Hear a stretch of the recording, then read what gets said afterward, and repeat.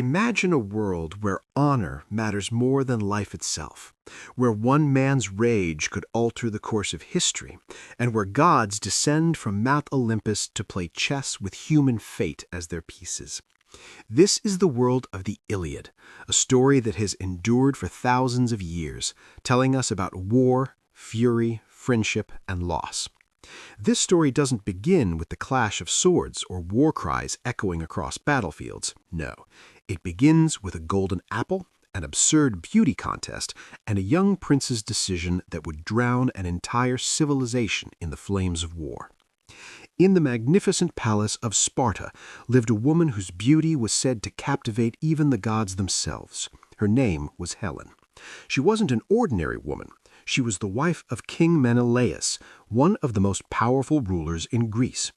Her life was peaceful, luxurious, protected by palace walls and her husband's honor. But fate had other plans.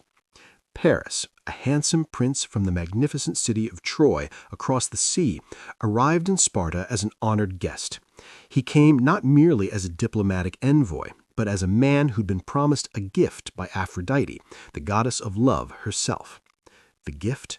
The love of the most beautiful woman in the world. Their meeting was like the collision of two stars, intense, passionate, and destructive. Whether by Aphrodite's magic or their hearts truly falling in love, Helen and Paris fled together, leaving Sparta in the dark of night, crossing the sea toward Troy. When Menelaus awoke to find his wife gone, his anger wasn't simply that of a betrayed husband. This was an insult to his honor, to his masculinity, to everything he stood for as a king. In ancient Greek culture, honor was everything. Without honor, a man was nothing. Menelaus didn't grieve alone. He immediately sought his brother, Agamemnon, the mighty king of Mycenae and the most powerful leader in all of Greece. Together, they made a decision that would echo through eternity. They would gather all the kings and warriors of Greece and sail to Troy to retrieve Helen and punish Paris for his transgression. The call went out across the Greek world. From every corner of the land, warriors answered. There was cunning Odysseus from Ithaca, the mighty Ajax with strength like a mountain, Diomedes the fearless warrior, and countless others. But the most important, the most terrifying, the most essential warrior of all was Achilles. A man so deadly in combat that his very name struck fear into the hearts of his enemies. Achilles was no ordinary mortal. He was the son of the sea goddess Thetis and the mortal Peleus. His mother had dipped him in the river Styx as a baby, making him invulnerable everywhere except his heel, where she had held him.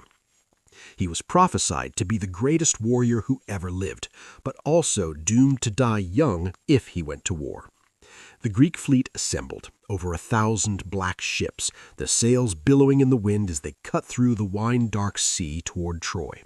The journey was long, the anticipation building with each passing wave. When they finally reached the shores of Troy, they found a city unlike any they had ever seen. Troy stood proud on its hill, surrounded by massive walls that seemed impenetrable. These weren't ordinary fortifications. They were said to have been built by the gods themselves. The city gleamed in the sunlight, its towers reaching toward the heavens, a testament to the wealth and power of King Priam and his people. The Greeks established their camp on the beach, pulling their ships onto the sand and preparing for what they thought would be a short campaign. They were wrong. Days turned into weeks, weeks into months, and months into years. The Trojans, led by Priam's eldest son, the noble Hector, were formidable opponents. Hector was everything a hero should be: brave, honorable, devoted to his family and his city. He was Troy's greatest defender, a warrior whose skill and courage matched even that of Achilles. For 9 long years, the war dragged on. 9 years of bloodshed, of men dying on both sides, of mothers losing sons and wives losing husbands. The beaches of Troy ran red with blood. Bodies piled high, and the crows grew fat on the flesh of fallen heroes. Yet neither side could gain a decisive advantage. The Greeks couldn't breach Troy's walls, and the Trojans couldn't drive the Greeks back into the sea. It was a stalemate, a grinding war of attrition that seemed like it might go on forever. But the Iliad doesn't tell us the entire story of the 10-year Trojan War. Instead, it focuses on a brief but crucial period during the 9th year of the conflict, a period of just 51 days that would determine the fate of both armies. And at the center of this story is not the love between Helen and Paris, not the siege of Troy, but something far more personal and destructive: the rage of Achilles. The crisis began not with a battle, but with a plague. The Greek camp was struck by a devastating disease that killed soldiers by the dozens each day. Bodies were burned on funeral pyres day and night, the smoke rising into the sky like a prayer to uncaring gods. The army was in panic, morale crumbling, and no one knew why this curse had befallen them. Finally, Achilles called for an assembly. He demanded that Calchas, the army's prophet, reveal the cause of the plague. Calchas was terrified to speak, but under Achilles' protection, he revealed the truth. The plague was sent by Apollo, the god of archery and disease, because Agamemnon had dishonored one of Apollo's priests. During a recent raid, Agamemnon had taken the priest's daughter, Chryseis, as a war prize and refused to return her even when her father came begging with a generous ransom. Apollo, angered by this disrespect toward his priest, had unleashed the plague as punishment. Agamemnon was furious at being called out publicly, but he had no choice. He agreed to return Chryseis to her father to end the plague. However, his pride wouldn't allow him to simply give up his war prize without compensation. In a move that would prove catastrophic, Agamemnon decided to take Achilles' war prize, a woman named Briseis, to replace the one he was losing. This was the spark that ignited an inferno.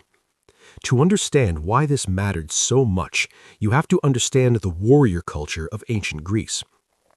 War prizes weren't just possessions, they were symbols of honor, recognition of a warrior's valor and achievements. By taking Briseis, Agamemnon wasn't just taking a woman, he was publicly humiliating Achilles, stripping him of the honor he had earned through countless battles and victories. For a warrior like Achilles, this was an unforgivable insult. Achilles erupted in rage. His hand went to his sword, and for a moment it seemed he might kill Agamemnon right there in front of the entire army. Only the intervention of Athena, goddess of wisdom, who appeared to him invisibly and counseled restraint, prevented bloodshed among the Greeks themselves. But Achilles' anger didn't subside.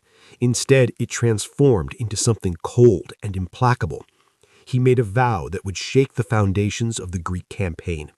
He would no longer fight for Agamemnon. He and his men, the fearsome Myrmidons, would withdraw from the battle. Let Agamemnon see how far he could get without the greatest warrior in the world. Achilles retreated to his tent and his ships, spending his days sitting by the shore, staring out at the sea, his rage burning inside him like a furnace. His closest companion, Patroclus, stayed by his side. Patroclus was more than just a friend.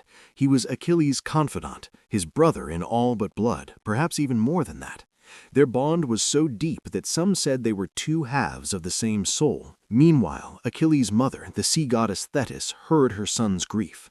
She rose from the depths of the ocean and came to him, listening to his complaints. Achilles begged her to go to Zeus, king of the gods, and ask him to give victory to the Trojans so that the Greeks would realize how desperately they needed him. Thetis, who loved her son more than anything, agreed. She ascended to Mount Olympus and made her request to Zeus. Zeus was in a difficult position.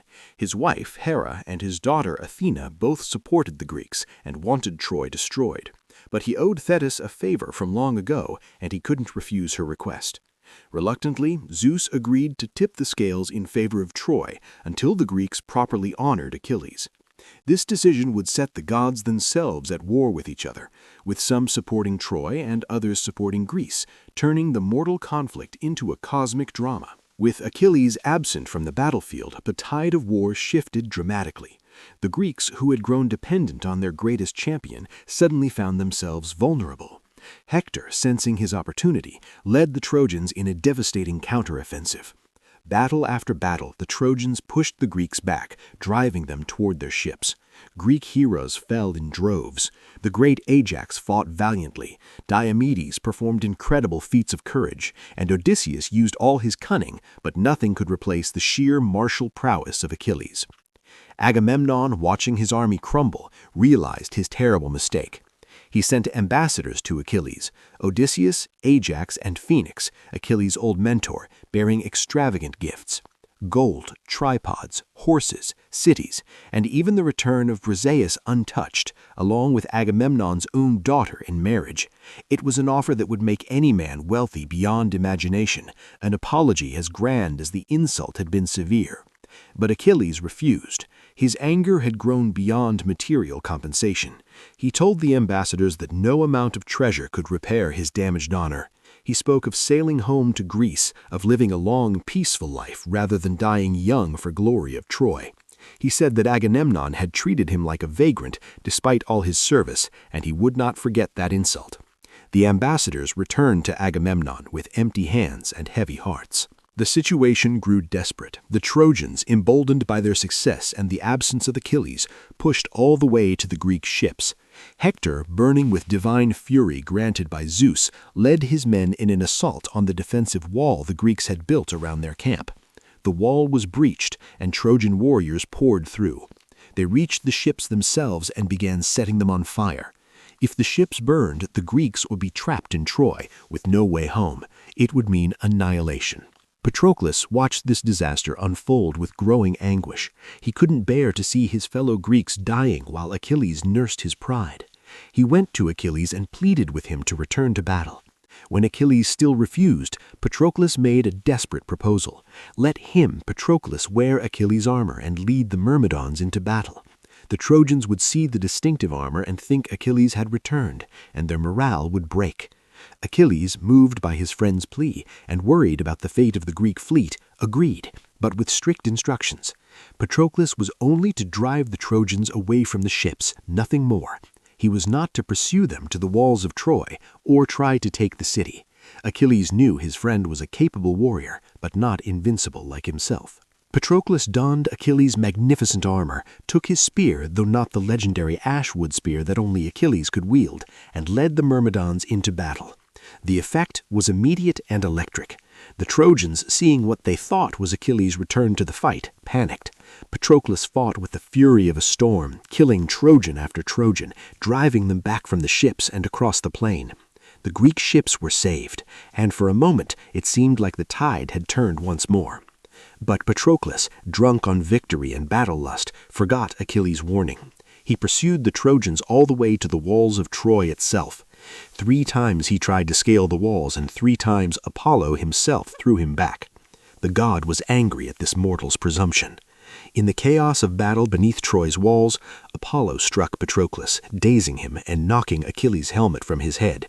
A Trojan warrior named Euphorbus wounded him with a spear, and then Hector, seeing his opportunity, delivered the killing blow.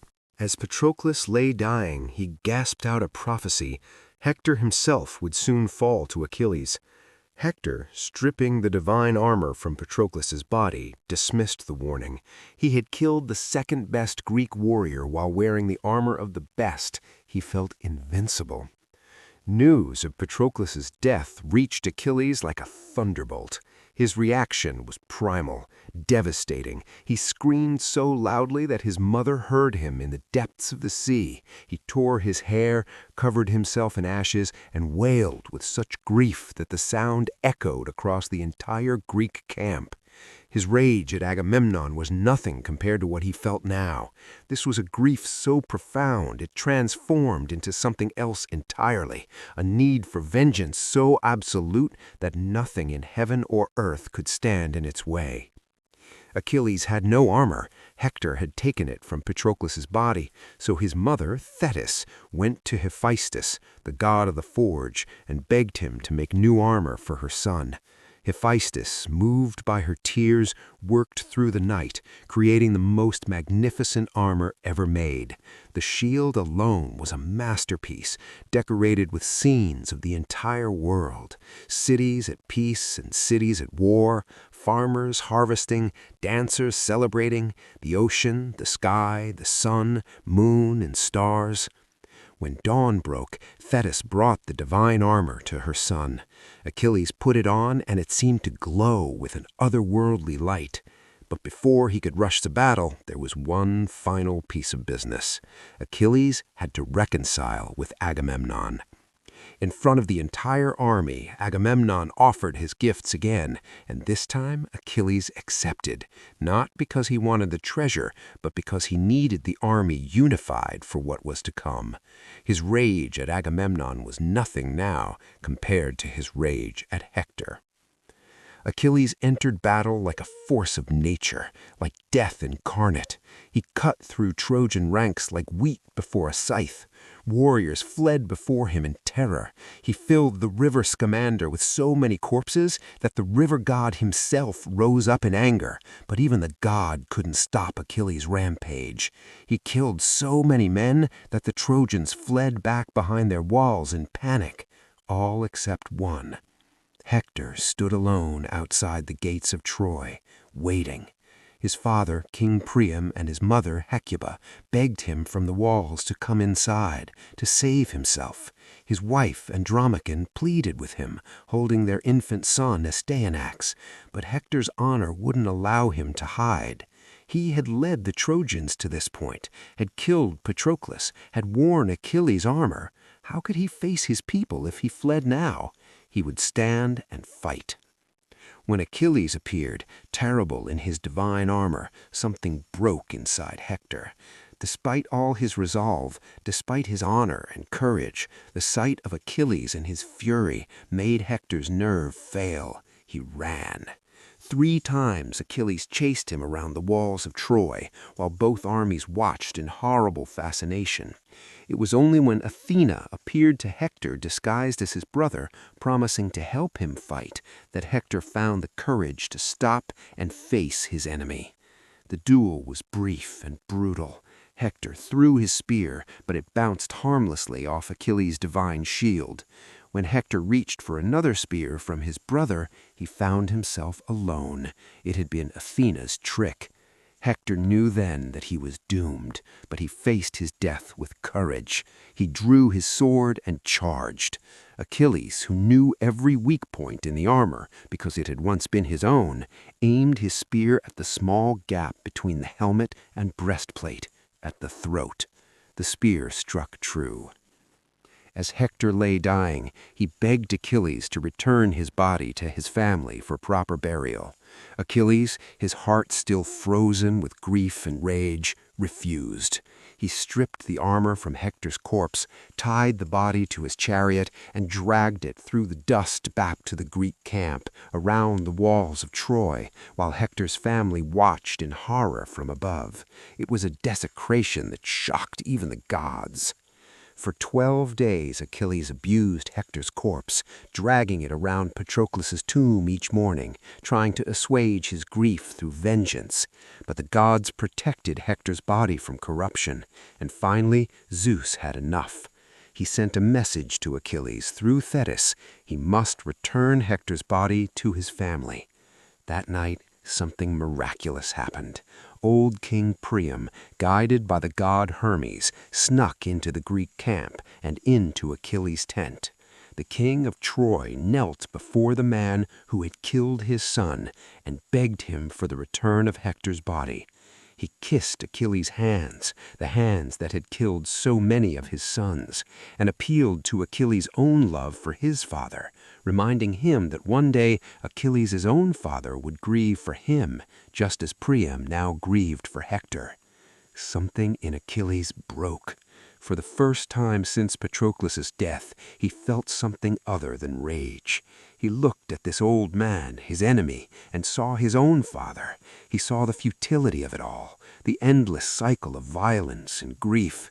He wept, and Priam wept with him, 2 enemies sharing their sorrow in the darkness. Achilles agreed to return Hector's body and to grant a truce for the funeral. He even provided the wood for Hector's pyre. For 11 days, Troy mourned its greatest hero. They built a massive funeral pyre, burned Hector's body with all honor, collected his bones, and placed them in a golden urn. Then they held funeral games at a feast, giving Hector the send-off a hero deserved. And here, remarkably, the Iliad ends, not with the fall of Troy, not with the famous Trojan horse, not even with Achilles' death, though we know from prophecy it's coming soon. The story ends with a funeral, with two enemies finding a moment of shared humanity in the midst of war, with a brief pause in the violence that we know will soon resume. This is the power of the Iliad. It's not really a story about war. It's a story about what war does to people. It's about how anger, no matter how justified, can consume and destroy us. It's about the bonds between friends that transcend even life and death. It's about honor and glory, yes, but also about the price we pay for them.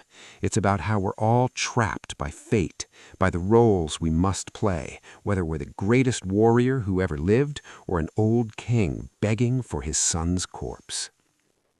Achilles is the hero of the Iliad, but he's not a traditional hero. He's angry, selfish, brutal, and vengeful. His rage at being dishonored leads to the deaths of countless Greeks, including his best friend. His treatment of Hector's corpse is shameful even by the standards of his time, yet he's also capable of tremendous love, crushing grief, and finally, mercy and compassion. He contains multitudes, contradictions, in other words. He is, in other words, deeply human, despite his divine heritage. Hector, in many ways, is Achilles' opposite. Where Achilles fights for personal glory, Hector fights to protect his city and family. Where Achilles is superhuman, Hector is the best that a mortal man can be: brave, honorable, loving. His farewell scene with his wife and infant son Astyanax is one of the most touching moments in all literature. He knows he's likely going to die, and Andromache knows it too, but he must fight anyway because honor demands it. When he finally faces Achilles, he does so knowing he can't win, but refusing to die without fighting. The gods in the Iliad are fascinatingly flawed beings. They take sides in the war based on petty grievances, old grudges, and personal preferences. Zeus tries to remain neutral, but can't help favoring certain heroes. Hera and Athena hate Troy because Paris didn't choose them in the beauty contest that started it all. Aphrodite protects Paris because he did choose her. Poseidon generally supports Greece. They argue, they fight among themselves, they manipulate events for their own amusement. They're immortal and powerful, but they're also petty, jealous, and cruel, like humans, without consequences for their actions. The theme of fate runs throughout the story. Achilles knows from prophecy that he's destined to die young if he goes to Troy. He chooses to go anyway, choosing a short life of glory over a long life of obscurity. Hector knows that Troy is doomed. He tells Andromache as much, but he fights to defend it anyway. The characters in the Iliad don't rage against fate. They accept it and find meaning in how they face their predetermined ends. This is a very different worldview from modern stories where characters typically fight against destiny. The Iliad also gives us a remarkably balanced view of both sides of the war. We see the Greeks and Trojans as equally human, equally heroic, equally tragic. Homer doesn't demonize the Trojans even though he's Greek. We see Trojan warriors who are brave and noble, Trojan families who love each other, Trojan citizens who don't deserve the destruction that's coming for them. Paris may have started the war through his selfish actions, but most Trojans are innocent victims of circumstances beyond their control. The story of the Iliad has resonated for nearly 3,000 years because it speaks to eternal human truths. The anger of Achilles is something we all understand, that feeling of being wronged, of wanting revenge, of letting our rage control us. The grief of Achilles for Patroclus is universal. We all know what it's like to lose someone we love. The courage of Hector facing impossible odds is inspiring. The moment when Achilles and Priam weep together is profoundly moving, because it reminds us that our common humanity can bridge even the deepest divides. The Iliad is not an easy story. It's violent, tragic, and doesn't offer simple moral lessons. It doesn't tell us that war is glorious or that heroes are perfect. Instead, it shows us war in all its brutal reality, the glory and the horror, the heroism and the waste, the moments of transcendent humanity and the depths of cruelty. It shows us people trying to live with honor in a world that often makes honor impossible, trying to find meaning in a universe governed by capricious gods and inexorable fate. When we reach the end of the Iliad, we know that the war will continue. Achilles will die soon, shot in the heel by Paris with Apollo's guidance. Ajax will go mad and kill himself. Odysseus will spend 10 years trying to get home. Troy will fall to the cunning of the wooden horse. Priam will be murdered at his own altar. Andromache's son Astyanax will be thrown from the walls. Andromache will become a slave. The Greek fleet will be scattered by storms, and many heroes will never see home again. But in that moment when Achilles and Priam share their grief, when enemies recognize each other's humanity, when the violence pauses even briefly, in that moment there's something almost like hope. Not hope that the war will end differently or that the tragic fates can be avoided, but hope that even in the worst circumstances, even in the midst of rage and vengeance and endless grief, we can still find moments of grace, of compassion, of connection. This is the lasting power of the Iliad. It doesn't give us easy answers or happy endings. It gives us something more valuable.